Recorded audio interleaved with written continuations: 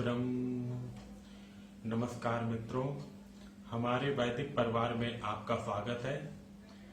श्री वेद भाष्यकार श्री स्वामी शरण जी के मुख से वेद मंत्रों की सरल और प्रमाणिक व्याख्या सुनने के लिए हमारे YouTube चैनल को अधिक से अधिक लोगों तक पहुंचाएं, सब्सक्राइब करें, जिससे वेदों का प्रकाश घर घर तक पहुंच सके। आप कमेंट कर प्रश्न भी कर सकते हैं, हम सब प्रमाण उत्तर अवश्य देंगे। घर घर वेद मंदिर स्थापना अभियान में जुड़कर हमें सहयोग प्रदान करें। हमारा वेद भाष्य, वेदायन और अन्य वैदिक साहित्य घर। तो आप परिचय दे दीजिए, हम आपको जानकारी ये दे देते हैं। इस कक्षा में हम लोग वेद सूक्त का पाठ करना और एक एक शब्द का अर्थ करना सीखते हैं। वैसे तो मैं ओमम संध्या में, वैदिक संध्या में जुड़ती हूँ। आज मैं यहाँ जुड़ में देखूँ यहाँ क्या कराते हैं। रोज 6 बजे संध्या में जुड़ा जाता है। मैं जी आज मैं यहाँ देख रही थी कि कहाँ क्या कराते हो आप यहाँ। 7:30 बजे से है, तो 6 बजे के बाद यहाँ जुड़ सकते हैं, कोई बात नहीं है। वो 8 बजे तक चलता है जी। वैदिक संध्या कराते हैं, उसका अर्थ बताते हैं, फिर वेद पाठ कराते हैं, फिर संगठन सूत्र कराते हैं, तो मतलब नियम भी होते हैं। इस तरह 8 बज जाता है वहाँ। पूर्ण सत्संग है वहाँ, अच्छी बात है। तो फिर भी जैसा इच्छा हो 8 बजे भी आएंगे तो कम से कम परिचय बना रहेगा, कोई बात नहीं है। तो यहाँ पर हम लोग एक वेद सूत्र जो चल रहा है उसका सभी लोग पाठ करेंगे और एक मंत्र की व्याख्या करेंगे। हमारे एक साथी एक लिखी हुई पुस्तक की व्याख्या पढ़ेंगे, फिर हम उसकी व्याख्या करेंगे। प्रयास होता है कि प्रत्येक शब्द का प्रामाणिक अर्थ किया जाए, धातु अर्थ, वो शब्द में क्या उपसर्ग धातु है आदि, इस प्रमाण के साथ उसका अर्थ हम लोग करने का प्रयास करते हैं। तो आइए प्रारंभ करते हैं। हमारे एक साथी पढ़ेंगे और उसके बाद हम लोग उसकी और व्याख्या करेंगे, फिर आगे पाठ आदि का कार्यक्रम होगा। ठीक है, तो प्रारंभ करिए। जी स्वामी जी। ओम ऋषि वाक देवता परमात्मा छंद त्रिष्टुप स्वर दैवत अनुदात्त। ओम अहम राष्ट्रीय समगमनी वसूनाम चिकितुषी प्रथमा यज्ञियानाम ताम मा देवाः वि अदधु पुरत्रा भूरिस्थात्राम भूरि आवेशयन्तीम। मैं राष्ट्र निवासी वसुगामी विदुषी प्रथमा यजनियों में देवों ने धारण किया मुझे, बहुतों में बहुआवेशमयी। मंत्रार्थ। अहम मैं राष्ट्रवासी वसुनाम वसुओं निवासियों वासदाताओं में समगमनी सम्यक गतिशील गमन करने वाली चिकितुषी विद्वान यज्ञानाम यजनियों यजकर्ताओं में प्रथम हूँ। ताम उस माँ मुझको देवाह प्रकाशमान देवगण पुरुत्रा बहुतों में भूरि स्थात्राम बहुत स्थानों में बहुत से स्थितों में भूरि बहुत आ वेशयंतीम समन्तात प्रवेश करते हुए वि विशेष अदधुः धारण करते हैं। भावार्थ। मैं राष्ट्रीय अर्थात राष्ट्रीय राष्ट्रवासी वसुओं अर्थात वसुओं निवासियों वासदाताओं में सम्यक गतिशील संगमन करने वाली विद्वान यजनियों में यजनकर्ताओं में प्रथम हूँ। उस मुझको प्रकाशमान देवगण बहुतों में बहुत स्थानों में बहुतों में स्थितों में बहुत समन्तात प्रवेश करते हुए विशेष रूप से धारण करते हैं। धात्वादि निरुक्त। अहम सर्वनाम राष्ट्रीय रास शब्द करना, रस स्वाद लेना, प्रीति करना, शब्द करना, राज दीप्त होना, प्रकाशित होना, शोभित होना। जीतना, समगमनी, सम उपसर्ग, गम जाना, वसुनाम वस वसना, आच्छादन करना, लेना। चिकितुषी, कित चिकित जानना। प्रथमा, संख्या सर्वनाम। यज्ञियानाम, यज्ञ देव पूजा करना, दान करना, संगति करना। ताम सर्वनाम, माम सर्वनाम। देवाः दिव गति करना, प्रकाश करना, स्तुति करना, आनंद करना, प्रीति करना, गर्व करना।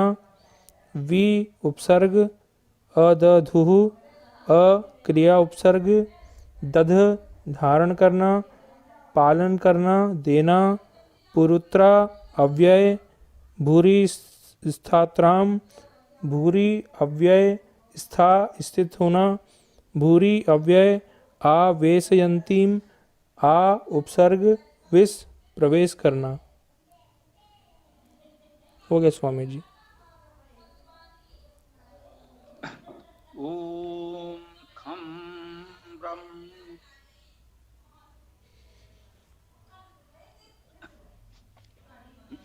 ये हम लोग वाक सूक्त की चर्चा कर रहे हैं। तो यदि इतना बता दिया जाया करेगा तो अच्छा रहेगा, कुछ लोग जो नए भी जुड़ते हैं। वाक सूक्त ऋग्वेद मंडल 10 सूक्त 125। ठीक, ये ऋग्वेद के 10वें मंडल में सूक्त 125 है। ऋषवाक है, देवता परमात्मा है। छंद त्रिष्टुप, 11 वर्णों के 4 चरण होते हैं। ये त्रिष्टुप छंद होता है।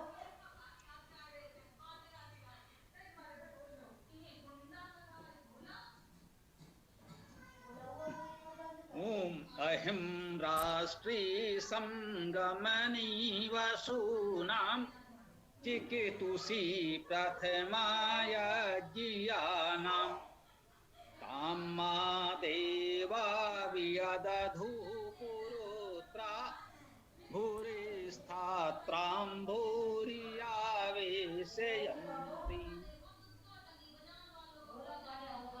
मैं राष्ट्र निवासी वसुगामी विदुषी प्रथमा यजनियों में देवों ने धारण किया मुझे बहुतों में बहुआवेशमयी।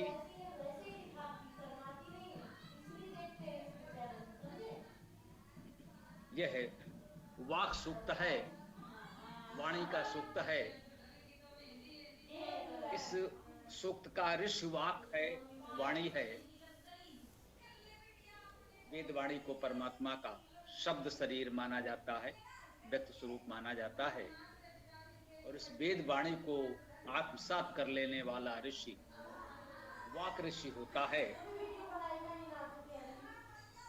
देवता परमात्मा है। देवता वेद में उसे कहते हैं जिस विषय में, उस मंत्र में या उस सूक्त में बात बताई जाती है, जिसका वर्णन किया जाता है, वह उसका देवता होता है।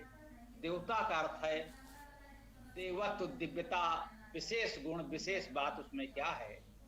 तो उस मंत्र में जो विशेष बात हमें बताई जाती है उसे उस मंत्र का देवता कहते हैं। साधारण रूप में समझ सकते हैं, जिस विषय में हमको जानकारी दी जा रही है उस मंत्र में, सूक्त में, उसे उस मंत्र या सूक्त का देवता कहते हैं। इसका देवता परमात्मा है। परमात्मा संपूर्ण वेद का देवता है। उसके विभिन्न रूप, कहीं अग्नि है, कहीं इंद्र है, तो उस मंत्र का देवता होता है। अग्नि है तो अर्थात परमात्मा के अग्नि स्वरूप की चर्चा है। उसका देवता इंद्र है तो परमात्मा के इंद्र स्वरूप की चर्चा है। यहाँ देवता स्पष्ट परमात्मा ही लिखा है, अर्थात परमात्मा के जो मूल स्वरूप है उसकी चर्चा हम करने का प्रयास करेंगे। परमात्मा की चर्चा करेंगे, उसके किसी अन्य विशेष गुण की नहीं। जो आत्माओं में परम आत्मा है, उस परमात्मा के किसी परमात्मा गुण की चर्चा करेंगे। इस मंत्र में कहते हैं अहम राष्ट्री, ये वाक नामने ऋषि का कथन है, इसमें कह रहे हैं, वाक नामने ऋषि का अर्थ ऐसा कुछ ना समझा जाए कि कोई व्यक्ति विशेष है वो ऐसा कह रहा है।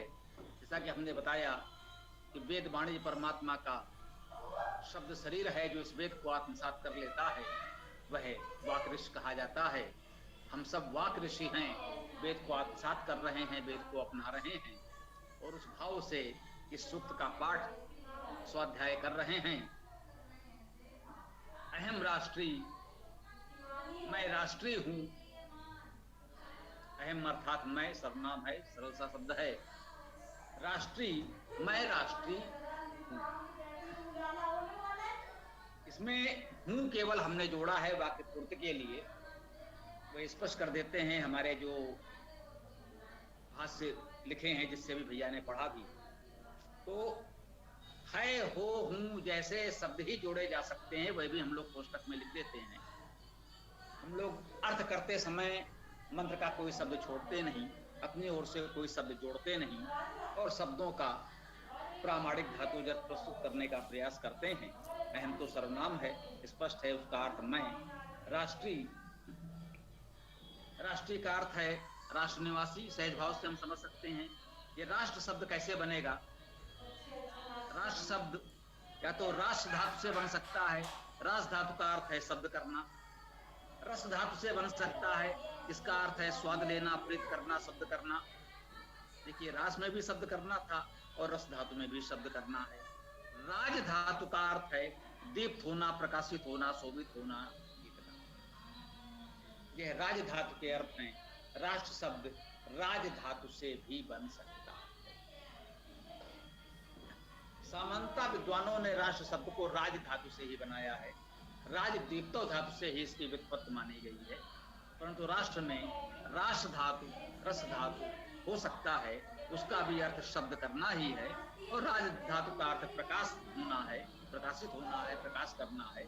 तो शब्द और प्रकाश जो ऊर्जा के दो प्रमुख स्वरूप हैं, जिनका हम लोग उपयोग करते हैं, लाभ उठाते हैं। तो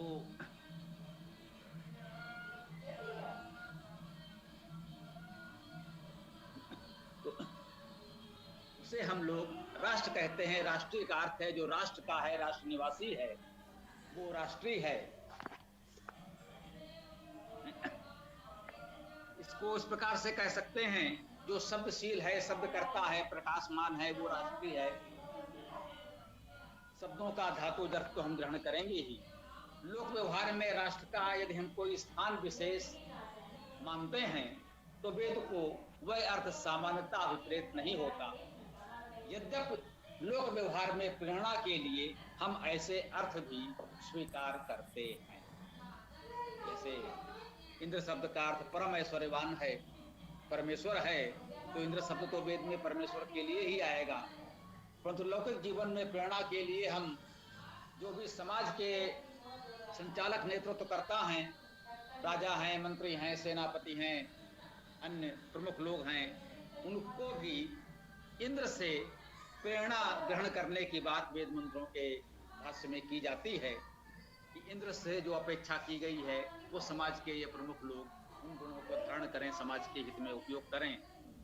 तो राष्ट्र शब्द को सामान्यता तो हम शब्दकर्ता, प्रकाशमान के अर्थ में ही लेंगे। यदि राष्ट्र को हम आधुनिक संदर्भों में एक राष्ट्र, भौगोलिक इकाई, एक शासन व्यवस्था वाला सांस्कृतिक क्षेत्र मानते हैं, तो भी हम कह सकते हैं भाई हम इस राष्ट्र के निवासी हैं। जो राष्ट्र के वासी हैं, निवासी हैं, आदिवासी हैं, या कहें जो उस राष्ट्र के नेतृत्व करता नायक हैं, राजा हैं, उनको भी राष्ट्रीय कहा जाता है। संगमनी हम कहते हैं, कह रहे हैं मैं राष्ट्रीय संगमनी, संगमन करने वाला। संगमनी, संगमन करने वाला, संगम करने वाला। एक तो सम्यक रूपेण गमन करना, गमधातु जाना चलना सब जानते हैं, सरल है। सम उपसर्ग है, सम उपसर्ग का अर्थ हुआ सम्यक रूपेण, गम धातु गमन करना चलना, समगमनी का अर्थ हुआ सम्यक रूपेण गमन करने वाला, जो उचित तरीके से अपने जीवन की गतिविधियां चलाए, वो संगमनी।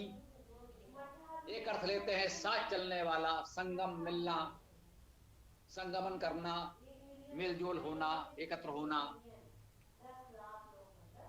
ये अर्थ भी लेते हैं। संगच्छद्वम संबद्धम, संगठन सूत्र में जो कहा गया है उसका भाव लिया जाता है कि हम साथ चलें। तो संगमनी का अर्थ साथ चलने वाले भी कहा जा सकता है। मैं राष्ट्रीय हूँ, राष्ट्र निवासी हूँ, राष्ट्र नायक हूँ, संगमनी हूँ, साथ चलने वाले हैं, सबको जोड़कर एक साथ लेकर चलने वाले हैं। किनके? वसु नाम, वसुओं के। संगमनी वसुना, वसुओं का संगमन करने वाले। वसु क्या है? वस धातु है, वसना निवास करना, आवास करना, आवास देना, बनाना का अर्थ ले सकते हैं। हमने आपको बताया था इसी वस धातु से वस्त्र भी बनता है, वसन वासन बनता है, अर्थात हमारा निवास, वस्त्र, वासन, बर्तन, ये सब इसी वस धातु से बनते हैं। जो हमारे बसने में सहायक उपकरण है, संसाधन हैं, वे सब इस वस धातु से ही बने हैं, वे सभी शब्द। तो वसु नाम, वसुओं का षष्ठी बहुवचन है। तो कह सकते हैं निवासियों के, वासदाताओं के, आवास निवास के साधन सुविधाएं एकत्र करने वाले, उनका वितरण करने वाले, सबको जो सुविधाएं, आवास आदि देने वाले, वे वसु हैं। वसुओं की गणना जब हम देवों में करते हैं इसीलिए करते हैं जो हम सबको आवास आदि की व्यवस्था करे, वो हमारे लिए देवतुल्य होता है, पूज्य होता है। कह रहे हैं संगमनी वसु नाम, जो वसुगण है, बहुवचन में आया है वसु नाम, वसुओं का, जो आवास देने वाले हैं या जो इस राष्ट्र में निवास करने वाले हैं, उन सबका संगमन करने वाले, उन सबको साथ ले चलने वाले, उन सबको साथ लाने, एकत्र करने वाले हम हैं। मैं राष्ट्रीय हूं। चिकितुषी, चिकितुषी का अर्थ है विद्वान। कित, चिकित का अर्थ है जानना, पित्त धातु है, उसी से चिकितुषी शब्द बनता है, जानना। चिकितुषी अर्थात विदुषी, विदुष जानना, उससे विदुषी बना, और कित जानना से चिकितुषी बना। विदुषी कह सकते हैं इसका अर्थ। विदुषी प्रथमा या ज्ञाना, विद्वान तो है लेकिन साधारण विद्वान नहीं, प्रथमा, प्रथम स्तर के विद्वान, प्रथम कोटि के विद्वान। यज्ञाना, यजनकर्ताओं के, ये भी बहुवचन में है। जो यजन करने वाले हैं, हम जानते हैं यजन शब्द यज, देव पूजा संगति दान से यजन शब्द बनता है। जो देव पूजा संगति दान करने वाले हैं, इस रूप में यजन करने वाले हैं, उन सब में प्रथम विदुषी, प्रथम विद्वान हूं।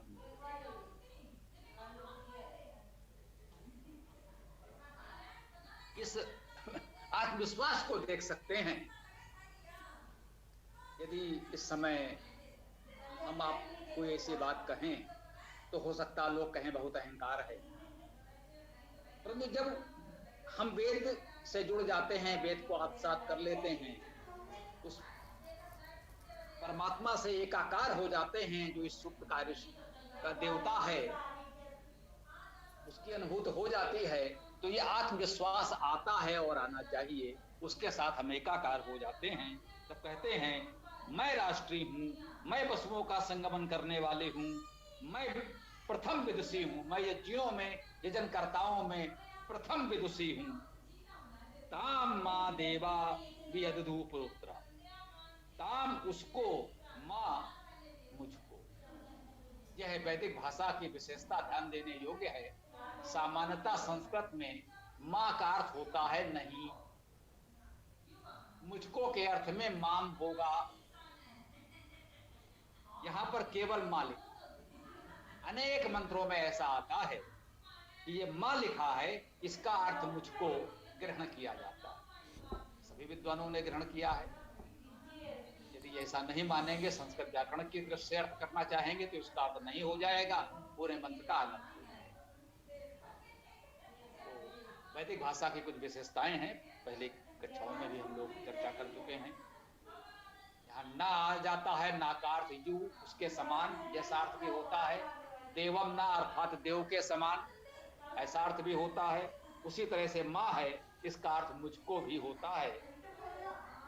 माँ का अर्थ नहीं भी हो सकता है, लेकिन मुझको भी होता है। जैसा कि हमने कहा है, सरल तरीका ये है कि पूरे मंत्र के अन्य शब्दों को देखते हुए जिन शब्दों के एक से अधिक अर्थ हो सकते हैं, उनमें से हम एक या अधिक अर्थ चुनते हैं। सिद्धांत रूप में ये समझ लें कि पूरे मंत्र के अन्य शब्दों के क्या अर्थ है, उसके अनुसार हमें देखना पड़ेगा। जो वाक्य रचना बनेगी, जो संदेश बनेगा, वो कौन सा अर्थ ग्रहण करने से ठीक बनेगा। जब एक शब्द के अनेक अर्थ हों, श्लेष तो पूरे वेद में बिखरा पड़ा है, श्लेष वेद का मुख्य अलंकार है, ऐसा हमने अनुभव किया है, आपसे चर्चा भी की है। तो जब अनेकार्थी शब्द हों, एक शब्द के अनेक अर्थ हों, तो एक या अधिक अर्थ हम ग्रहण कर सकते हैं। पूरे मंत्र के अन्य शब्दों के अर्थों को देखते हुए जो संदेश ठीक ढंग से व्यक्त कर सके, वो अर्थ ग्रहण किया जाता है। ये सिद्धांत है। तो ताम मा देवा, उस मुझको, देवा देवगण, ये भी बहुवचन में आया है। जो समाज के दिव्यजन हैं, विद्वान हैं, परोपकारी हैं,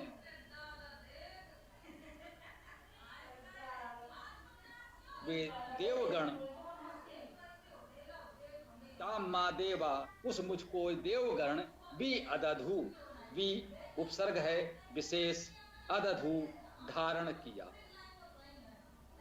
धारण करना, अदधु धारण करते हैं। जो समाज के दिव्य जन हैं, विद्वान, तेजस्वी, लोकोपकारी जन हैं, वे सभी देवगण हमको, मुझको धारण करते हैं। क्यों धारण करते हैं बताया। विद्वानों में प्रमुख, पशुओं को एकत्र करने वाले, यज्ञों में प्रमुख, तो जिसके अंदर इतने गुण होंगे, जो समाज के लिए इतना उपयोगी होगा, समाज के प्रमुख लोगों का दायित्व बन जाता है कैसे लोगों को धारण करें, अर्थात उनके पालन पोषण की व्यवस्था करें, उनके लिए उचित आवश्यकताओं की पूर्ति करें। ये समाज के देवगण का कर्तव्य है, देवगण कहा जा रहा है। यदि आप इतना ध्यान नहीं देते तो फिर काहे के देव। देव तो हम तभी कह रहे हैं ना, जब आप इतने गुणवान विवेकशील हैं, ये समझते हैं जो समाज के लिए अच्छा कार्य कर रहे हैं, उनके लिए अपने सामर्थ्य और सहयोग का करते रहें, तभी तो आप देव। देवो दानात् वा दीपनात् वा, जिसने लिखा है देव हम किन्हें कहते हैं, जिनमें कुछ विशेष प्रकाश होता है देव धातु से। उनका दानात् वा, उन्हें कुछ देना भी चाहिए। सारा प्रकाश है आपके पास, अपने पास रखते हो तो लाभ क्या है। जब समाज को उसका लाभ दोगे तब देव कहलाओगे। तो जो समाज के देवगण हैं, वे मुझे धारण करते हैं। पुरुत्रः, पहले पु का अर्थ बहुत भी है, और पुर धातु का अर्थ अग्रसर होना, आगे होना भी है। अव्यय के रूप में भी पुरुष का अर्थात बहुत। तो वे देवगण बहुत प्रकार से हमें धारण करते हैं, हमारा पालन पोषण करते हैं। भूर स्थात्राम, भूर का अर्थ है बहुत, अव्यय है स्था, स्थित होना।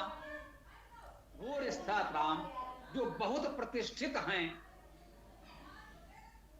उनको, और भूरि आवेशयंतीम, जो बहुत आवेशियन हैं, आवेश करने वाले, प्रवेश करने वाले हैं। विष धातु है, आ उपसर्ग है, विष धातु है, आवेशयंती। आ उपसर्ग, विष प्रवेशने धातु है। विष धातु में परा उपसर्ग लगा तो प्रवेश बन गया, आ उपसर्ग लगा तो आवेश बन गया।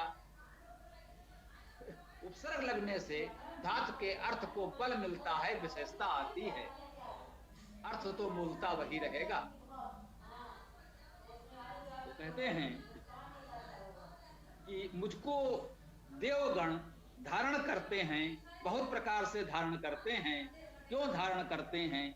क्योंकि मैं बहुत स्थित हूँ, स्थापित हूँ, अपने इस वेद मार्ग पर कर्तव्य पथ पर स्थित रहता हूँ, अटल रहता हूँ और बहुत आवेशयंतीम पूरी आवेशयम तुम बहुत प्रकार से प्रवेश करने वाला हूँ। समाज में विभिन्न स्थानों पर हमारा प्रवेश है। घर घर जाकर हम वेद प्रचार करते हैं, वेद का संदेश देते हैं, लोगों को बताते हैं कि वेद का ये महत्व है, वेद को ऐसे पढ़ना चाहिए, आप भी वेद पढ़ो। घर घर वेद, जन जन वेद का जो हमारा अभियान है, कह लीजिए इसका आशीर्वाद इस मंत्र में श्री से हमको मिलता है कि हम कैसे घर घर में व्यक्ति व्यक्ति तक वेद पहुंचाने का प्रयास करें। भूर स्थान भूर आवेशयंतीम, हर घर में वेद की स्थापना करें, हर घर में प्रवेश करें, घर घर जाकर उनको वेद का महत्व बताएं, वेद पाठ वेद व्याख्यान स्थान स्थान पर हो, इसके लिए प्रयास करें। हम इस भाव को इस मंत्र से जोड़ सकते हैं। इसके मूल अर्थ को ध्यान में रखते हुए ये बात कही जा सकती है। इस मंत्र का अर्थ भाव जहां हम लोग पूर्ण करते हैं, आगे जो भी आपके प्रश्न हो इस मंत्र के संदर्भ में कुछ कहना चाहें तो कह सकते हैं, स्वागत है। ओम रम रम।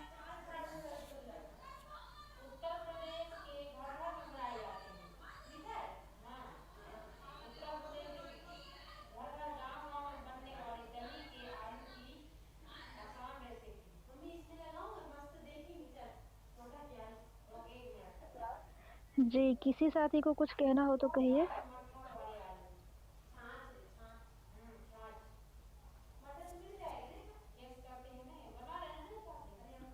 नहीं, किसी और को कोई प्रश्न नहीं है संभवतः, तो आज की मंत्र व्याख्या किसे करना है वो आप लोग प्रारंभ करें और आगे पाठ कर लेंगे। क्या शिवानी जी कुछ कह रहे हैं तो बताएं। जी स्वामी जी, स्वामी जी यहाँ से एक बार ताम माम देवा व्यदधु, यहाँ थोड़ा सा ताम मीन्स उसको, उस मुझको सभी देव व्यदधु, ये वर्ड नहीं समझ में। वी आदाधु जी, वी उपसर्ग है, अलग कर दीजिए आदाधु, तब समझ में आ जाएगा। तत् धारण करना, पालन करना, देना। जी, वी विशेष रूप से। जी, वी उपसर्ग है, जानते हैं वी का अर्थ विशेष, ज्ञान, विज्ञान। जी, धन्यवाद।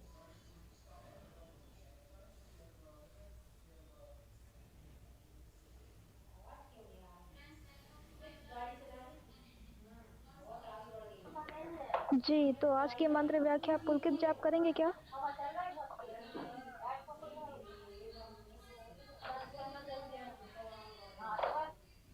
क्या कोई अन्य साथी करना चाह रहे हैं?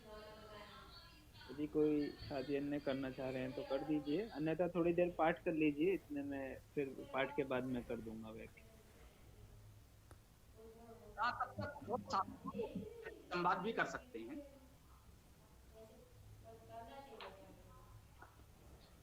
जी गुरुजी, तो गुरुजी विषय से हटकर कोई प्रश्न कर सकते हैं क्या?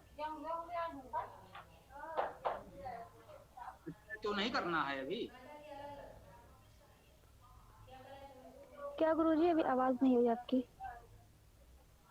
आवाज ही सुनाई नहीं पड़ेगी तो फिर कैसे संवाद होगा, फिर तो प्रश्न करना सब व्यर्थ हो जाएगा। जी गुरुजी, अब आ रही है, बोलिए। हम यही कह रहे थे कि किसी से परिचय करना हो तो तब तक वो भी कर सकते हैं।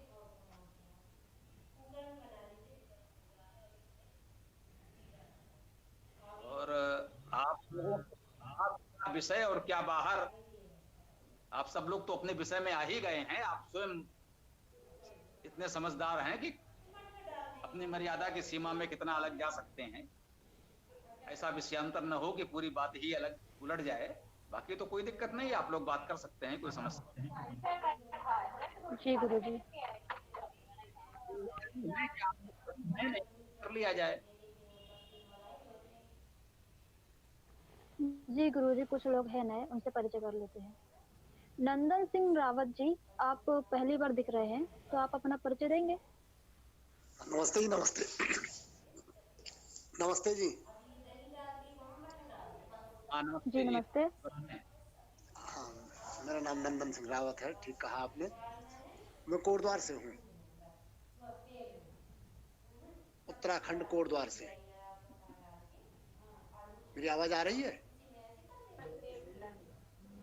बिल्कुल आ रही है। आप यहाँ जुड़े, हमें बहुत अच्छा लगा। आप अपने कुछ विशेष कार्य के विषय में भी बता सकते हैं, आपकी भूमिका महत्वपूर्ण है हमारे इस सांस्कृतिक अभियान में, आप परिचय दे सकते हैं। मेरे से बोल रहे हैं? जी जी, वैदिक पंचांग महत्वपूर्ण है हम लोगों के लिए, और वैदिक पंचांग में नंदन जी का महत्वपूर्ण कार्य है, मुझे लगता है। क्यों, मैं ठीक कह रहा हूँ? मैं सही कह रहे हैं आप। हमने बच्चों को कराया है अपने आपके इस वैदिक पंचांग से, आपका हमारा सबका है वो। हाँ जी, हाँ जी, हाँ जी। तो हमने इन बच्चों को परिचित कराया है, और चूंकि सब तर्कशील विद्यार्थी हैं तो उन्होंने उसको समझा भी है। जी जी जी। ये वैदिक क्रांति में भी आप हैं ना? वैदिक क्रांति में ना, उसमें पता नहीं कहाँ कहाँ जोड़ लेते हैं मेरे को लोग, मुझे पता ही नहीं लगता। नहीं, हमने स्वयं प्रयास किया है कि इस वैदिक पंचांग को सब अपने बच्चों तक पहुंचाते रहें, इसलिए भी हमने जोड़ दिया होगा, तो कोई बात नहीं है। ठीक है, ठीक है, ठीक है। अच्छा। अब ये ज्योतिष पाठ इस समय लगातार हमको मिल रहा है, समूह में कोई ना कोई सज्जन दे देते हैं, 1 2 3 4 करके, तो अच्छी जानकारी लोगों को मिल रही होगी, मुझे लगता है। तो यही प्रयास करें कि वेद और वैदिक संस्कृत की मुख्य बातें लोगों तक पहुंचती रहें। मुख्य तो है वेद संहिता, शब्द सा अर्थ लोगों को हम बताने का प्रयास कर रहे हैं। उसमें पंचांग है, मैंने इनको बताया कि पंचांग पर हम एक छोटी पुस्तक लिखना चाहते थे, इतना बड़ा कार्य कर दिया है कि मुझे लगा उसमें हमें कुछ करने के लिए शेष बचा नहीं है, हमारे योग्यता नहीं है। आप तो कई गुना अच्छा कार्य कर चुके, तो हमने अपने आप को वेद तक सीमित कर लिया, क्योंकि वेद का कार्य हमारे अलावा कोई कर नहीं रहा है। हाँ हाँ हाँ, और मुख्य विषय वेद भी है ही हमारा। नहीं, वो तो है ही, लेकिन उसके साथ साथ जो भी आवश्यक है तो ठीक है। व्याकरण को हमने सरल कर दिया, वेद को हमने सरल कर दिया, पंचांग का विषय महत्वपूर्ण था वो हो गया, तो ठीक हो गई है। मिलजुल करके हम लोग ये अभियान चला सकते हैं। आज जुड़ गया मैं मीटिंग में इसमें, नहीं तो वैसे तो मैं आपको सुनता ही रहता हूँ, समझता ही रहता हूँ। प्रयास करें, इसमें जुड़े रहेंगे तो बच्चों का मनोबल भी बढ़ेगा कि कुछ प्रबुद्ध लोग जुड़े हैं आशीर्वाद देने के लिए, तो अच्छा लगेगा। प्रयास कीजिएगा, जितना संभव हो जुड़े रहें। जुड़ा रहूंगा। परिचय मिल गया मेरे विचार से। जी नमस्ते। नमस्ते नमस्ते। और कोमल जी, देखिए कोई सज्जन है? जी गुरुजी, अभी तो सब परिचित ही है, अभी नया कोई नहीं है। तो जी पुलकित जी, आप कर रहे हैं या फिर चर्चा को और आगे बढ़ाया जाए? जी मैं कर। हाँ पुलकित जी, 1 सेकंड रुकना भैया जी, 1 आधा मिनट। तो नंदन जी को बता दें, जहां पर हम लोग इस समय हमारा चल रहा है वाक सूक्त, एक सूक्त जो भी हमारा वेदांत से ही चलता है। तो जी मैंने इस समय संहिता ही निकाल रखी है जी, और तीसरा मंत्र है ये। जी जी जी, मैं निकाल रखा हूँ। जी जी। तो हम ये बताते हैं कि एक एक शब्द का अर्थ करते हैं और पूरे का पाठ बच्चे करेंगे, एक एक मंत्र करके। बहुत अच्छा लग रहा है मुझे। अर्थ करना सीख रहे हैं। और इसमें बात ये है कि जो जैसे हम भाषा पढ़ते हैं ना दूसरे, जी, उसमें हम सिर्फ डिपेंड हो जाते हैं, और इसमें अपनी क्षमता बन रही है, शब्द को समझने की अपनी क्षमता बन रही है। ये बड़ी बात है, अच्छी बात है। जी, हमारा यही प्रयास है कि सब लोग अपना अर्थ करें। ये विवाद तो कि मेरे गुरुजी का अर्थ अच्छा है, हाँ है अर्थ अलग अलग हो सकता है, अर्थ अलग अलग करें तो कोई विवाद नहीं। बहुत अच्छा लग रहा है मुझे। मैंने जो अर्थ किया है उससे अलग अर्थ करें, उसके विपरीत करें, हम स्वागत करेंगे।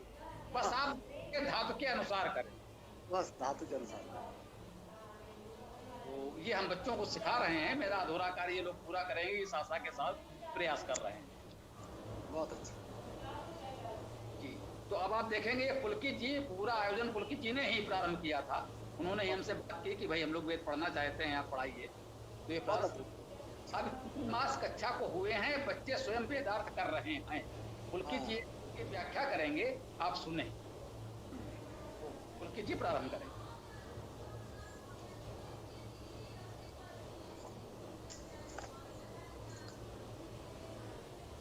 जी गुरु जी। ओम खम्बरम। तो अभी मैं पुरुष सूक्त मंत्र 7 ऋषि नारायण देवता पुरुष छंद अनुष्टुप इसका भावार्थ करने जा रहा हूँ। ओम तम यज्ञं बर्हिषि प्रोक्षन् पुरुषं जातम् अग्रतः तेन देवा अयजन्त साध्या ऋषचये। वह सृजनकार वह अग्र पुरुष उसको प्रोक्षित कर यजन किया, उससे देवों ने यजन किया, साध्यों ऋषियों ने यजन किया। तो यहाँ पर ऋषि नारायण ने, नारायण का अर्थ देखा जाए तो नर धातु होता है ले जाने वाला है जो, और व्याप्त है जो, नारायण का अर्थ हो जाता है जो सभी जगह व्याप्त है, ले जाने वाला है। देवता पुरुष, पुरुष का अर्थ होता है जो परिपूर्ण है, अग्रणी है, अग्रसर है। यहाँ पर पुरुष परमात्मा के लिए ही कहा गया है। छंद अनुष्टुप है, तो तम का अर्थ होता है उस यज्ञ में यज धातु है जिसका अर्थ है देव पूजा, संगतिकरण, दान। तो यहाँ पर यज्ञ ईश्वर के लिए कहा गया है कि वो यजन करता है। बृहर्षि, बृहर्षि में बृह धातु के अनुसार इसका अर्थ हो सकता है वृद्धि करना, उठाना, उद्योग करना, ध्वनि करना आदि आदि। बृह धातु का अर्थ श्रेष्ठ करना, प्रधानता भी हो सकता है। तो यहाँ पर जो बृहर्षि है यह भी ईश्वर के संबंध में कहा जा रहा है कि हम उससे वृद्धि कर सकते हैं, उससे ही शब्द पाते हैं आदि आदि। प्रोक्षण जो सिंचित करता है, पुरुषम जो परिपूर्ण है, ईश्वर है, जातम उत्पन्न करता है जिससे ही सब कुछ उत्पन्न हुआ है, अग्रतः है जो अग्रणी है। अर्थात इसका अर्थ क्या किया जा सकता है, जो वो अग्रणी है वो उत्पन्न करता है, यजन करता है, परिपूर्ण है, जो प्रधान है, श्रेष्ठ है, जो शब्द हर शब्द में है, हर जगह व्याप्त है, वृद्धि करता है, वह सिंचन करता है उसके द्वारा, तेन उसके द्वारा, देवा जो प्रकाशित लोग है, विद्वान है, अयजंत है, अयजंत में यज धातु है जिसका अर्थ है देव पूजा, संगति का दान करना। साध्या जो साधना करते हैं, पूर्ण होते हैं, सिद्ध होते हैं। ऋषि है जो गमन करते हैं, जाते हैं। चय, चय अव्यय हो गया, ये सर्वनाम हो गया। तो यहाँ पर यह अर्थ है कि जो वो अग्रणी उत्पन्न करता, जो यजन करता परिपूर्ण परमात्मा है, उससे ही हम वृद्धि करते हैं। जो देवगण होते हैं, जो साध्य गण होते हैं, जो साधना करते हैं, वही जो ऋषिगण हैं वो उसी के सिंचन द्वारा, उसी के वृद्धि द्वारा यजन का कार्य करते हैं। तो यहाँ पर यह कहा जा सकता है कि जो ईश्वर है, जो देवगण है, जो दिव्य गुणों से युक्त है, तथा विद्या से युक्त जो श्रेष्ठ जन है, साध्य जन है, ऋषिगण है, यजन के सामाजिक कार्य ईश्वर के सिंचन द्वारा हम करते हैं, उसी से ही हम वृद्धि पाते हैं, उसी से ही ये सारे कार्य हो रहे हैं। यजन, इसका लौकिक अर्थ लिया जाए तो यही लिया जा सकता है, जो वो प्रधान पुरुष है, जो वो श्रेष्ठ परमात्मा है, उसी के ही द्वारा हम वृद्धि करते हैं, उसी से ही सब सिंचन होता है, उसी के द्वारा हम ज्ञान प्राप्त करते हैं, वही उत्पन्न करता है, वही यजन करता है, वह पूर्ण है, वही शब्द करता है जो कण कण में व्याप्त है, ऊर्जा स्वरूप में है। तो वही, उसी से हम प्रकाशित होते हैं, उसी से हम सामाजिक कार्य करते हैं, उसी से ही साध्यगण जो ऋषिगण है वो यजन का कार्य करते हैं। यजन का कार्य अनेक मंत्रों में आ चुका है, तो यहाँ पर मैं थोड़ा सा इसको दोबारा बता देता हूँ। यजन देव पूजा, संगतिकरण, दान करना। तो देव पूजा लौकिक अर्थ में ये लिया जा सकता है कि जो भी विद्वान है उनका आदर करना, उनकी जो भी आवश्यकता है उनको पूर्ण करना। संगतिकरण अर्थात विचारों का एक संगम बनाना, विचारों के रूप में या फिर सामाजिक कार्य में जैसे यजन कर रहे हैं तो एक समूह का होना जरूरी है, लोगों का इकट्ठा जरूरी है, इकट्ठा करना जरूरी है, एक संगति होना जरूरी है। दान करना, तो दान करने से आशय है कि जो भी जरूरत की चीजें हों, जिसकी आवश्यकता हो उसकी पूरी करना जितना हमारे पास संभव हो। तो इस प्रकार से इस जो मंत्र है इसका भावार्थ लौकिक व आध्यात्मिक रूप से लिया जा सकता है। ओम खम्बरम। जरा मंत्र की संख्या नहीं मिल पाई थी इसकी। जी जी पुरुष सूक्त मंत्र 60। पुरुष सूक्त मंत्र 7।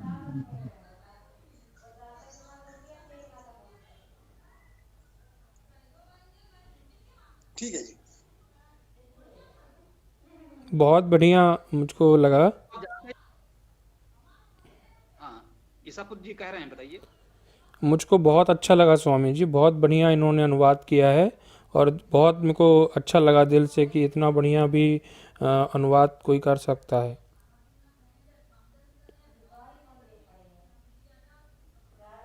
हाँ, पुलकित जी ने जैसे किया, सभी साथी धीरे धीरे प्रयास कर रहे हैं, और आप भी करेंगे और लोग भी करेंगे।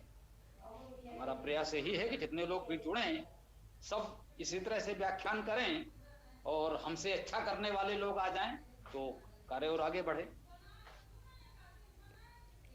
ठीक है, तो अब आप लोग पाठ करके समापन की ओर बढ़ें। जी गुरुजी, पाठ प्रारंभ करते हैं। ईशापुत्र भाई जी आप प्रारंभ करिए, फिर पुलकित जी आप कर दीजिएगा, फिर सीताराम जी आप कर दीजिएगा, फिर मैं कर दूंगी। ठीक है।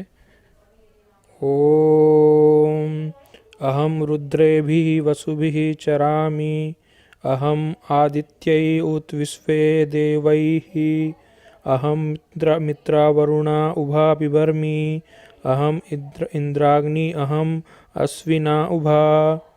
रुद्रों वसुओं के साथ चलूं, आदित्य तथा जो विश्वदेव, मैं मित्र वरुण को धारण कर, मैं इंद्र अग्नि अश्विना धरे।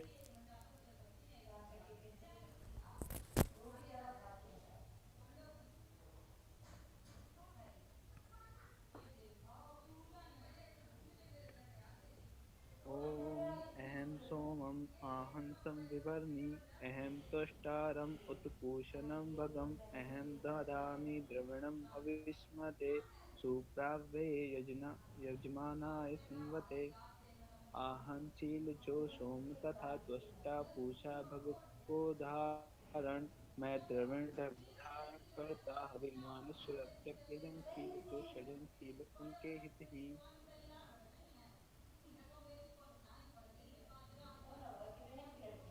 ॐ अहं राष्टीसं गमनी वसूनां चिकितुषी प्रथमा यज्ञनां, ताम मा देवाभि अददु पुरुत्रा, उरु स्थात्राम भूरि असेयन्ति। मैं राष्ट्र निवासी वसुगामी विदुषी प्रथमा यजनियों में, देवों ने धारण किया मुझे, बहुतों में बहु अविस्मयी। ॐ मया सह अन्नम् अस्ति यः विपश्यति, यः प्राणीति यः इं शरोति उक्तम्, अमन्तवः मां ते उपच्छयन्ति, श्रुतिसिद्धिवं ते वदामि। खाता है अन्न देखता है, जो श्वास ले रहा सुनता है, जो मुझे ना माने उसका छे सुन लो कहता श्रद्धेय वचन। ओम अहमेव स्वयं इदं वदामि, जुष्टं देवेभिः उत मानुषेभिः, यं कामये तं उग्रं कृणोमि, तं ब्रह्माणं तं ऋषिं तं सुमेधाम्। मैं ही कहता हूँ स्वयं इसे, देवों मनुष्य को सेवनीय, मैं जिसको चाहूँ वृद्धिशील, उन्नत ऋषि मेधा मैं कर दूँ। ओम अहम रुद्राय धनुआ अतनोमि, अहम जलाय समदं प्रणोमि, अहम धावा पृथ्वी आविर्वेश। मैं रुद्र हेतु धनु बहुतानि, जो ब्रह्म द्वेष को मार सके, मैं लोगों को सानंद करूं, धावा पृथ्वी में मैं प्रविष्ट।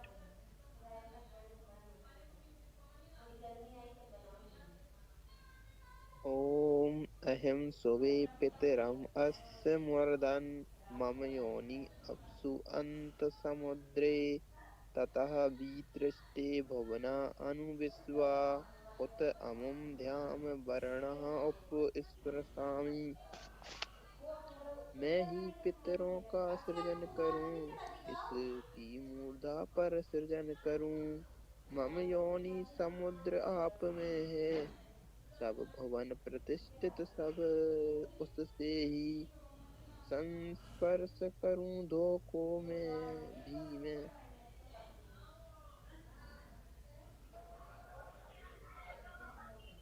ॐ अहम् एव वातः इव प्रवामि आरभमाणा भुवनानि विश्वा परः दिवा परः एना पृथिव्या एतावती महीना संबभूव। मैं ही प्रवात की भांति बहु मैं विश्व भुवन आरंभ करूं। दिल से पृथ्वी से करेल ही महिमा से संगत वर्तमान। ओम खम्रम। ओम। तो पाठ पूर्ण हुआ, अति उत्तम। तो कुछ और किसी का कोई विचार, कोई प्रश्न, कोई चर्चा हो तो अभी थोड़ा समय है, कर सकते हैं या फिर समापन करेंगे। जी किसी साथी की कोई बात कहनी हो तो कहिए।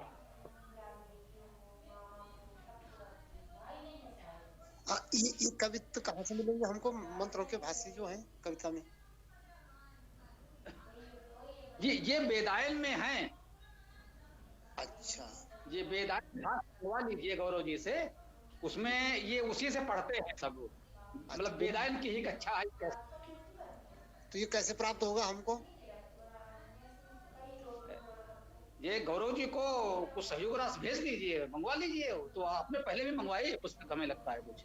ना मैंने नहीं मंगाई है अभी। अच्छा अच्छा। हाँ। तो आप जिस लिंक से जुड़े हैं उसमें गौरव जी का नंबर होगा। अच्छा जी। तो गौरव जी को कुछ सहयोग राशि भेज दीजिए। सहयोग के जो उसका मूल्य होगा वो हम दे देंगे। जी जी, ऐसा करिए, आप हमारे उसमें गौरव जी का नंबर होगा, अपना नाम पता उस पर भेज दीजिए, बाकी जानकारी मिल जाएगी। मैंने अपना नंबर भी दे दिया, ग्रुप में है। जी जी जी। हाँ धन्यवाद धन्यवाद। नंबर दे दिया है, उससे दे दीजिए। ठीक है जी, ठीक। अच्छा लग रहा है। तो गौरव जी ये पुस्तक आपको भेज देंगे। ठीक है। तो सुविधा हो जाएगी। हाँ। कुछ पुस्तकें मंगाई हुई हैं बच्चों ने, तो अपना उससे पढ़ते हैं। जी हाँ जी हाँ जी।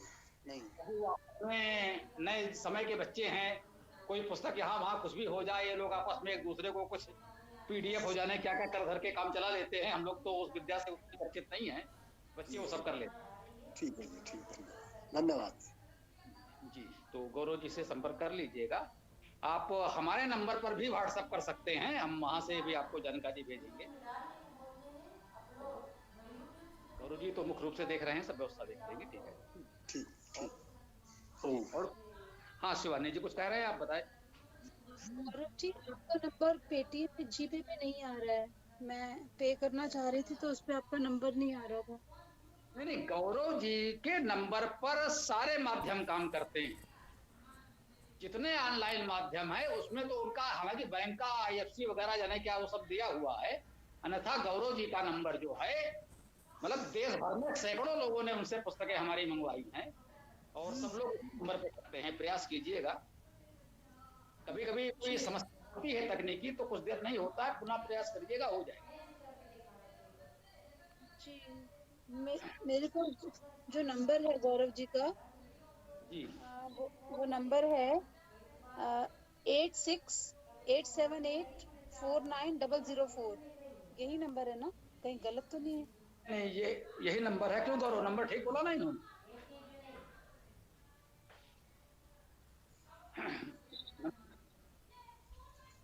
8687849004। हाँ हाँ, नंबर यही है। जी ठीक है, मैं दोबारा प्रयास करती हूँ। हमने आपको जो मैसेज देने, गौरव जी ने खुद आपको मैसेज किया है, आपको मिला कि नहीं मिला? नहीं, मैसेज तो है पुस्तक सूची वगैरह। गौरव जी ने जिस नंबर से आपको व्हाट्सएप किया है पुस्तक सूची, उसी नंबर पे करना है, सीधी सी बात। जी जी स्वामी जी। ठीक है, जी स्वामी जी। बताया था कि आपका फोन आया था तो उनको व्हाट्सएप कर दो, तो व्हाट्सएप संपर्क हो जाएगा आपस में, तो सरल हो जाएगा। जी स्वामी जी। ठीक है, तो अपना कर दीजिएगा, जो भी होगा तो कर देंगे। नंदन जी आप भी गौरव जी से संपर्क करके देख लीजिएगा। जी जी। और प्रयास करते हैं। ठीक है, और किसी सज्जन को कुछ कहना, पूछना, बताना है?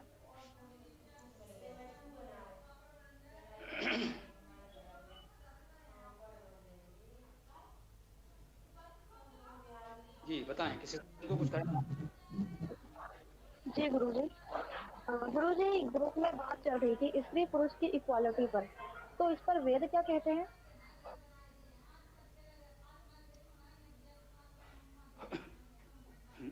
हमने को आपको बताया था कि वैदिक भाषा में लिंग भेद जैसे है ही नहीं। उसमें अगर बहुत हम लोग सूक्ष्मता से देखने का प्रयास करें तो वैदिक भाषा में तो हमें ऐसा कोई भेद दिखता ही नहीं। वहां जो मित्र है वो स्त्री पुरुष दोनों है, वहां जो पुत्र है उसमें पुत्री भी है, अलग से पुत्री जैसा कोई शब्द संभवता वेद में नहीं है। तो या तो आप ये मान लें कि वेद केवल पुत्र की बात करता है, पुत्री की बात करना ही नहीं चाहता, तो ये तो कठिन है। बहुत से वेद मंत्र हैं जहां पर महिलाओं के कितने सम्मान दिया गया है, तो ये तो नहीं कह सकते वो पुत्री की बात ही नहीं करेगा, पुत्री होनी ही नहीं चाहिए, पुत्री होती ही नहीं थी वैदिक युग में, ये तो नहीं कहा जा सकता। तो वैदिक भाषा की विशेषता है, जैसे हमने कहा ना, वैदिक भाषा और संस्कृत भाषा में भी क्रियाओं में लिंग भेद होता ही नहीं। पठती पढ़ता है, पढ़ती है, एक ही होगा, लिखत लिखता है, लिखती है। तो यहाँ तो इस तरह के भेदभाव हैं ही नहीं बहुत कुछ। तो वेद में जो कहें कि संभवतः उसमें एक प्रश्न ये कहा गया था कि समानता जैसा कोई प्रश्न ही नहीं उठना चाहिए। तो समानता और असमानता का प्रश्न उठाना ही व्यर्थ था। सब लोग अपनी अपनी भूमिका निभा रहे हैं, किसी के प्रति कोई इस रूप में भेदभाव की भावना नहीं होनी चाहिए कि कोई भी ये देखे कि पुरुष की तुलना में नारी को न्यून या अधिक देखना चाहे, या नारी की तुलना में पुरुष को न्यून या अधिक देखना चाहे। ये सही है कि आवश्यकता पड़ने पर सारे कार्य सारे लोग कर लेते हैं। जैसे परिहास में ही आपस में कहा जाता है कि भोजन बनाने का कार्य तो महिलाओं का है घरों में, इसमें कोई संदेह नहीं है। हम सब जब बड़े हो जाते हैं तो याद करते हैं माँ के हाथ का खाना, बहन के हाथ का खाना, वो अब मुझे कहाँ मिलेगा। तो कहते हैं लेकिन दूसरा पक्ष है, जब विवाह आदि समारोह कोई बड़ा कार्यक्रम होता है तो फिर पुरुष ही लगते हैं खाना बनाने में, वहां महिलाएं नहीं लगती। तो ऐसा नहीं कि उसमें कोई किसी की उसके नाम लिखा हुआ है कि भोजन आपको ही बनाना है, महिलाओं को ही बनाना है, पुरुष नहीं बनाएगा। तो घर में नित्य भोजन बनाने का कार्य सामान्य रूप से एक सहज भाव से महिलाएं कर रही हैं, अच्छी बात है। लेकिन ऐसा नहीं है कि समारोहों में तो पुरुष बना रहे हैं ना। तो ऐसा कोई कार्य क्षेत्र नहीं है जिसको इतना बांट दिया जाए कि ये केवल पुरुषों का है या केवल महिलाओं का है। आवश्यकता पड़ने पर आप देख रहे हैं इस पृथ्वी से अंतरिक्ष तक महिलाओं का भी कार्य दिखाई पड़ रहा है। पुरुष कर रहे हैं तो महिलाएं भी कर रही हैं। ऐसा तो नहीं हुआ कि नहीं साहब, ये नहीं हो सकता है। अंतरिक्ष तक में महिलाओं ने झंडा फहराया है, और पुरुष तो हैं ही, ये भी नहीं कह सकते कि पुरुष नहीं कर रहे हैं। तो यजुर्वेद के पहले मंत्र में महिलाओं के लिए कामना की गई है कि वे आरोग्यमती हों। कुछ स्त्रीलिंग जैसे शब्दों का प्रयोग है, कहा जा सकता है कि भाई इस शब्द से ये महिलाओं के लिए ही बात की जा रही है। उसी मंत्र में पहले पुरुषों की बात ही की गई है। ऐसा भी नहीं है कि आप कह दोगे अच्छा महिलाओं की बात कर रहे हैं तो क्या पुरुषों की बात नहीं कर रहे हैं, ऐसा भी नहीं है। तो कहने का आशय मेरा संभवतः यही है कि वेद में ऐसा कोई प्रश्न उठाना ही अनुचित लगता है, इसमें किसी प्रकार से कोई अंतर किया जाए। जो भी हम कह रहे थे, पहला मंत्र जो है इसे त्वा ऊर्जे त्वा वायवस् देवो वा सविता पर, इसमें श्रेष्ठतमाय कर्मणे आप्यायध्वम अग्न्या इंद्राय भागम। अब अग्न्या शब्द आया, ये भी स्त्रीलिंग में है। उसके बाद आता है प्रजावती, ये भी स्त्रीलिंग है। अनिमिवा स्त्रीलिंग है, अयक्षमा स्त्रीलिंग है। तो ये सारी कामना की जा रही है, जो महिलाएं हैं वे आरोग्य हों, समर्थ हों, अहिंसनीय हैं, हिंसा न की जाए। तो ये यजुर्वेद का प्रथम मंत्र है। अंतिम मंत्र तो मंत्र के रूप में आप बोलते हैं, ये उसका प्रथम मंत्र है। और इतना आप पढ़ रहे हैं तो ये तो कह ही सकते हैं कि कहीं भी पुरुषों की उपेक्षा हुई तो कोई कह ही नहीं सकता। मतलब वेद में सहज भाव से सबको एक जैसा देखा गया है। कोई भेदभाव, समानता, असमानता, कोई विभाजन, इस तरह का विचार उस युग में था ही नहीं। ये अभी कुछ समय से उत्पन्न हुआ है और समय के साथ समाप्त हो जाए तो अच्छा। ओम जी गुरु जी, ठीक।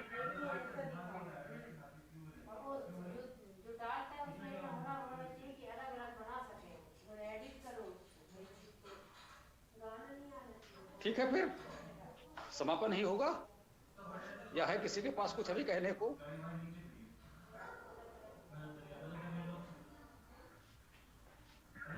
गुरु जी, अगर वेद में इसकी कुछ की बात हो रही है तो मतलब नर और मादा, तो इसमें क्या सभी लोग आ जाएंगे, पशु पक्षी जानवर जो भी है सब, या फिर मात्र मनुष्य ही आएगा? जरा पहला वाक्य हम सुन नहीं पाए थे, जरा फिर से बोलिएगा प्रारंभ में। गुरु जी, जैसे वेद में स्त्री पुरुष की मतलब पुरुष की बात होती है, स्त्री की बात होती है, तो इसमें नर और मादा मतलब नर और मादा जो पक्षी है, जानवर है, ये सब भी सम्मिलित हो जाएंगे या फिर मात्र मनुष्य को ही लिया गया है? देखिए, हमने अभी कहा कि वेद में नर मादा स्त्री पुरुष इस तरह के मतलब कह सकते हैं अलग अलग दृष्टि से देखने की कोई दृष्टि है ही नहीं। कोई भेदभाव इस प्रकार से यूं कहें कि नर के लिए अलग और नारी के लिए अलग, वो चाहे मनुष्य की बात हो या पशु पक्षी की बात हो, इस तरह की कोई बात मतलब कह सकते हैं कि उस युग में, इसको यूं समझे, उस युग में थोड़ा सा अपनी आस्था श्रद्धा को किनारे भी रख दे तो वैदिक काल में इस तरह की सोच जन्मी ही नहीं। सहज भाव से सब लोग मिलते जुलते, उठते बैठते, सब मिलजुलकर सारे कार्य करते थे। उस समय इस तरह के कोई अंतर है, कोई भेदभाव है, ऐसा विचार भी उत्पन्न नहीं हुआ था, यूं कहना चाहता हूं। इसको यूं समझो कि वैदिक काल में ऐसी कोई बात, कोई भावना, कोई विचार जन्मा ही नहीं था। ये सब बातें बाद में जन्मी, बहुत बाद में, इसलिए वहां ऐसा कोई उल्लेख हो ही नहीं सकता है, यूं कहें। जी हाँ, संभव ही नहीं। किसी भी विषय में कोई कहता है कि क्या वेद में इस बात का खंडन किया गया है, तो वेद में जिस बात का खंडन किया जाएगा तो इसका अर्थ है कि वेद के समय वो बात थी। जैसे माने मूर्ति पूजा का विषय लोग बहुत उठाते हैं, तो उदाहरण के लिए समझें इसको, हम मूर्ति पूजा पर बात नहीं करना चाह रहे हैं। ये कोई कहता है क्या वेद में मूर्ति पूजा का खंडन है, तो यदि वेद में मूर्ति पूजा का विरोध किया गया हो तो स्पष्ट है कि मूर्ति पूजा थी, तब तो विरोध किया गया। किसी का समर्थन और विरोध तभी संभव है जब वो बात वहां हो पहले। तो यदि वैदिक काल में मूर्ति पूजा नहीं थी तो वेद में उसका उल्लेख ही नहीं हो सकता है, न समर्थन हो सकता है, न विरोध हो सकता है। यदि मूर्ति पूजा का विरोध किया जाएगा वेद में, इसका अर्थ है कि आप स्वीकार करते हैं कि वेद के समय मूर्ति पूजा थी, जबकि इतिहास ये बताता है कि वैदिक काल के हजारों हजारों वर्ष बाद तक कहीं मूर्ति का कोई प्रावधान नहीं था, मूर्ति पूजा का कोई प्रावधान नहीं था। तो स्वाभाविक है वेद में मूर्ति पूजा का समर्थन छोड़िए, विरोध खोजना भी संभव नहीं। वही बात नर नारी या अन्य किसी ऐसे विषय की, ये सब बातें जो समाज के जटिल होने के बाद में उत्पन्न हुई हैं, उन सब बातों को वेद में खोजना ही संभव नहीं है, खोजना उचित भी नहीं है। मैं कहूँ मतलब ये तो वही है कि एक गुप्त अंधेरे कमरे में काली बिल्ली खोज रहे हैं जबकि वहां कोई बिल्ली है ही नहीं। ये फिलासफरों के लिए कहा गया है। एक दार्शनिक वो व्यक्ति होता है जो एक घनघोर अंधेरे कमरे में एक काली बिल्ली खोज रहा है जबकि वहां कोई बिल्ली नहीं। तो वेद में आप ऐसी बात खोजना चाहते हैं जो वैदिक काल में थी ही नहीं। तो ये मान लें कि चाहे वो नर नारी के विषय में हो, चाहे ये तथाकथित वर्ण जाति के भेदभाव की बात हो, ये सब बातें बहुत बाद में जन्मी। वैदिक काल में लोगों ने इस विषय में कोई विचार भी नहीं आया था किसी के मन में। ये मानकर चले तभी इस बात को समझ पाए, नहीं तो छोटे छोटे प्रश्नों की श्रृंखला कभी समाप्त नहीं। ओम बताएं। जी गुरुजी, अर्थात स्त्री पुरुष और पशु पक्षी कीट पतंगे सभी समान हुए वेद के अनुसार। तो वेद के अनुसार है तो अभी भी हुए, या फिर देश काल परिस्थिति के अनुसार बातें बदलती रहती है? इसमें बदलने लायक तो कुछ दिखता नहीं है ना। इसमें क्या ऐसा है जो बदल जाएगा? देश काल परिस्थिति के अनुसार बातें तो बदलती हैं। अब जैसे नए नए उपकरण आपके पास आ गए, हम आप इतनी दूर बैठे हुए इसके माध्यम से बात कर रहे हैं, तो अब ये देश काल परिस्थिति के अनुसार स्थिति बदल गई। उस समय संभव नहीं था। उस समय घर बनाने का तरीका, रहने आने जाने का तरीका, यातायात के साधन अलग थे, आज अलग हैं। तो ये जो सभ्यता का बाहरी स्वरूप है, ये देश काल परिस्थिति के अनुसार बदलता है, परंतु जो मनुष्य की मूल भावना है वो तो वही है। यूं कह सकते हैं कि समय के साथ कुछ विकार परिवर्तन आ सकते हैं, तो वही तो वेद का मार्गदर्शन हमें लेना होता है कि भाई ये जो बातें आ गई हैं समाज में जो उचित नहीं लगती हैं, इस पर वेद क्या कहता है। तो भाई वेद तो इस तरह के किसी अंतर की बात करता ही नहीं है। न नर नारी का भेद, कहीं पशु पक्षी नर मादा किसी तरह के भेदभाव की बात नहीं करता, किसी जाति धर्म संप्रदाय की बात नहीं करता, कहीं कोई वर्णों की व्यवस्था की बात नहीं करता। जैसे हमने कहा ना, लोग 4 वर्णों की बात करते हैं। हमने आपको बताया कि यजुर्वेद के अध्याय 30 में 100 से अधिक वर्णों की व्यवस्था है। कथित रूप से अगर हम मान लें तो पूरे समाज को 4 भागों में बांट दिया जाए, ये वेद में कहीं है ही नहीं। तो 4 भागों में समाज को बांटने की बात ही बहुत बाद में आई है, वही अवैधिक है। भेदभाव तो बहुत दूर की बात है। तो ये हमें देखना है। अब ये कहें कि साहब देश काल परिस्थिति के अनुसार हम ये भेदभाव पैदा कर लें, हो सकता है कभी किसी अंधकार युग में किसी कारण से हुआ हो तो दूर कर लें, बात तमाम है ना। ठीक है बेटा, ओके। जी गुरु जी, ठीक।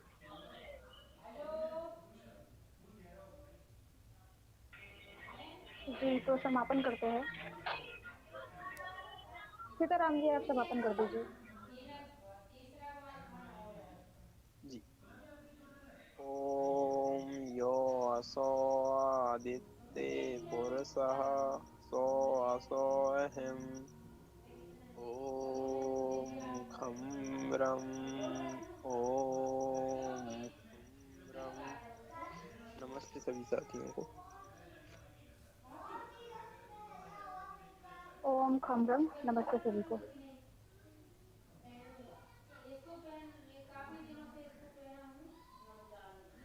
ॐ यो असौ आदित्ये पुरुषः सो असौ अहम्। ॐ खं ब्रह्म।